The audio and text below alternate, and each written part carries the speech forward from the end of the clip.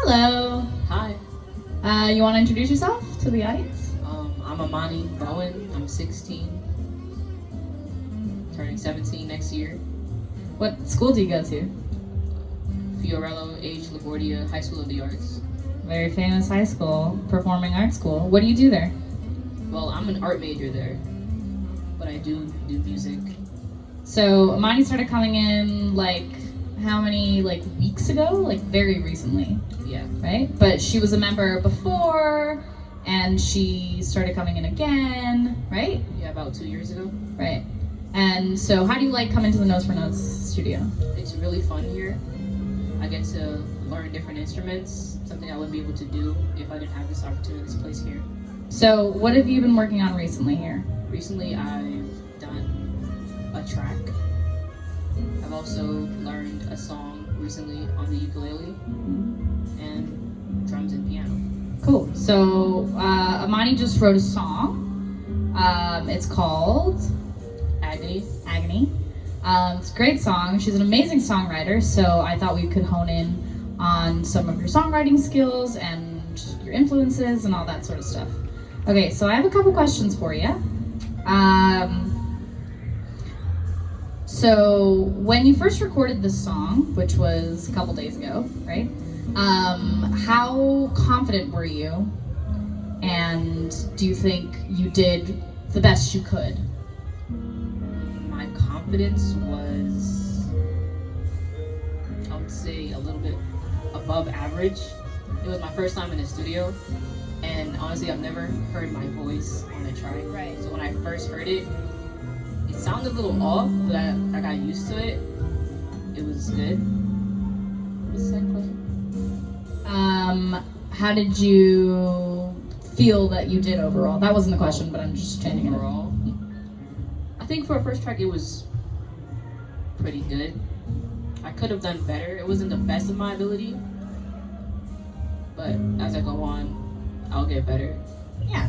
For your first track, I think it was amazing. I mean, I think your songwriting skills are what really shined, you know? And you are a good singer. It was a little the range was a little bit hard for you. It was very low in your range, so it was hard to sing. But I think we got through it, and it sounds really good. So, how original or innovative do you think your lyrics and beats and we used a ready-made beat, but maybe in terms of lyrics, what do you think differentiates your lyrics from other people's lyrics? You can also talk about what it's about, what your inspirations were, all that sort of stuff. Well, most of my lyrics are derived from two things. It comes from personal experience, and sometimes I like to take situations that I haven't been in and try to write my feelings into those situations. For Agony in particular, Agony was more about the things that I've dealt with and me saying I got agony from it, but I acknowledged that it was a part of my life that I needed to go through in order for me to progress. So I'm saying it's the agony, I'm acknowledging it, but it's not making me, but it's aiding me. That's a very mature thing to write about at 16, because you can really wallow in your sorrow with a theme like that, but instead you choose to use those lyrics to grow, right? And to that experience you use to grow. So that's really awesome. Cool. What about collaboration? Did you have anybody help you on this track, or did you do it all yourself? The lyrics I wrote by myself. The track, Mimi helped me, of course. That's my producer. Yeah. So you just started songwriting all on your own? Yeah, I used to do I write stories, so plays and stuff like that since I was younger. And songwriting was actually hard for me when I first started because I wasn't used to doing the rhyme scheme. With a poem, you speak it, but with a song, you have to have the rhyme scheme and the pitch match the beat of the song, and that was hard for me. But as I kept doing it, I got better at it. And how long do you think it took you to like get better in that process? to get better, Because your like lyricism is phenomenal. It's like very poetic, and it's, you know, perfect for like the themes, and you just do a really great job. So I was wondering, you know, how long it took you to get to that point. okay, I started in the summer, and I did it every day, but freestyle. I didn't write it down. I just started speaking out loud. From there, I started writing it down. Then I came to a period where it got really hard, so I gave up. But then there was this YouTube producer he had. With his beats, he puts like inspirational quotes on the beat, and it said, "When you work the hardest is when not a lot is produced." That's true. Things come to you Yeah. when you're not trying to make art. So I stopped trying as hard as I was to write songs, and that's when songs started coming to me in my mind. Yeah, that's weirdly how it goes. I have the same thing. I have this like spurt of songwriting, like genius, and then I'm like, this is great, and it lasts for about a week or two, and then I'm just like totally drained out, and I have writer's block, and then, you know, you have to recuperate. It's like physical, you know, exercise for your brain. Like you need to let it rest, you know? Cool. Okay, next question. Do you think that this track does a good job communicating emotion? Lyrically, I believe that it does communicate a lot of emotion, but when it comes to like when I was singing it, there were certain parts that I wanted a certain emotion to be conveyed, but the way that I delivered it, it wasn't the strongest way to do it. In that sense, I would want to do it again. Okay. But overall, I think that if you were to sit down and really listen to it, the emotions that I want the listener to feel, they'll feel it, especially if they can relate to it. Right. Do you think that's mostly because of the lyrics, or because of the melody or the beat, or? I think it's the lyrics and the melody. Okay. Because the melody is kind of sad, Mm. but it also is upbeat at the same time. Cool. Okay. It's a good combo.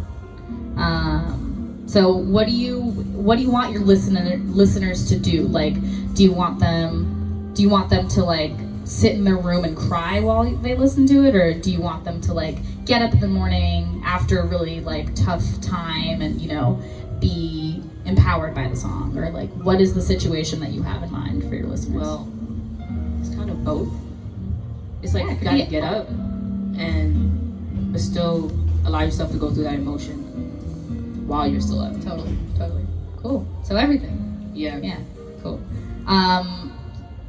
So obviously art and music and everything like in that genre is to communicate your sense of self, right? Or your emotions, or anything really, to somebody that might not know what your inner workings are, right?